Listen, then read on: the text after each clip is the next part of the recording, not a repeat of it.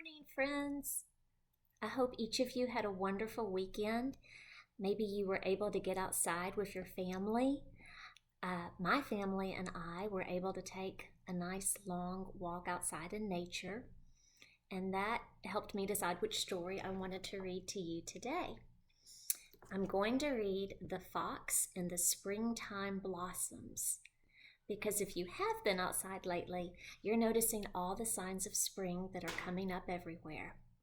The strategy I want us to use today is visualization. When we visualize what we're reading, it really helps us to make meaning from the story. It helps us understand what's going on. So while I read to you, I want you to put pictures in your own mind, not just the illustrator's pictures, but pictures that you think of that make you think of spring. The author of my story is Julia Rawlinson, and the illustrator is Tiffany Beek.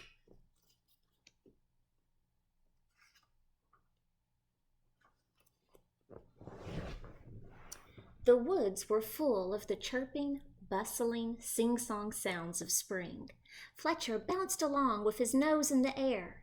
There's Fletcher, sniffing the just-burst buds of flowers and playing chase with butterflies. With his head spinning with sights and sounds, he tumbled happily down the hill into the sunny orchard. But when he picked himself up from the ground, he couldn't believe his eyes. What do you think he saw? A soft breeze danced through the branches, carrying snowy flakes.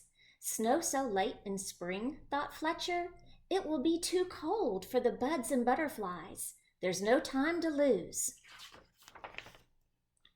Looking for someone to tell, he trotted back up the hill and past a pair of birds coo-cooing on a branch. You've flown to your summer house too soon, Fletcher cried. I've been down to the orchard and there's more snow on the way. Then we should fly back south, they called. But first we must tell Porcupine. He's just come out of his bed of leaves. He needs to snuggle back down or he'll freeze. Fletcher and the birds found Porcupine stretching and scratching. There's snow on the way, panted Fletcher. I saw it in the orchard. It will be too cold for the butterflies. The birds will need to fly south, and you must hide away. Then I should crawl back into my bed, snuffled Porcupine sadly. But first we must tell Squirrel that he needs to hunt for food. He's eaten his winter store of nuts. He'll need to find some more. Fletcher, the birds, and Porcupine found Squirrel scampering after sunbeams. Snow is blowing in from the orchard, gasped Fletcher. It will be too cold for the butterflies. The birds will need to fly south. Poor Porcupine must go back to bed, and you must find some food. You're right. I've eaten my spring feast, said Squirrel, and all of my stores are gone. But before I hunt for more, we need to tell the rabbits to munch as much grass as they can before the snow falls. Fletcher, the birds, Porcupine, and Squirrel hurried off again. The rabbits were rolling down the hill next to their burrow. Stop playing, cried Fletcher. There's snow blowing in from the orchard. It will be too cold for the butterflies. The birds will need to fly south.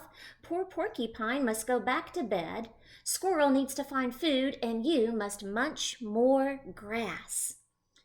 Before we eat, said the rabbits, staggering dizzily to their feet.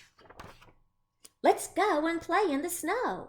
So the rabbits hoppity-roly-poly plopped down the hill through the woods.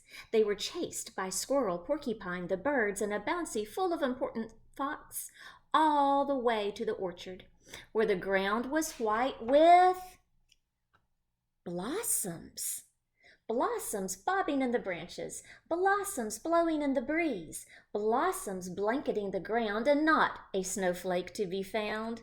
Those are blossoms, not snow, you foolish fox, the animals cried. Fletcher blinked and rubbed his eyes, feeling very silly. But then the animals scooped up pawfuls and clawfuls of blossoms. from the ground and covered him in a tickly shower of fluttering white petals. Fletcher and his friends ran and played between the trees until at last they all collapsed in a blossomy, soft white heap. It looks like fun, doesn't it? Then the birds fluttered back to their branch with beakfuls of blossoms to line their nest. Porcupine snuffled off up the slope, his quills dotted with tiny white petals.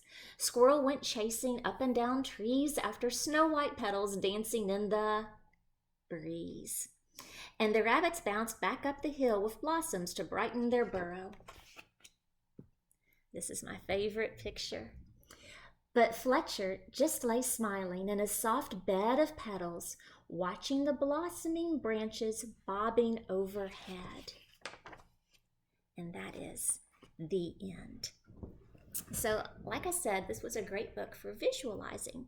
You can think about all the signs of spring and imagine them in your head and other things that Fox might have seen on his adventures. You might want to create something like I did.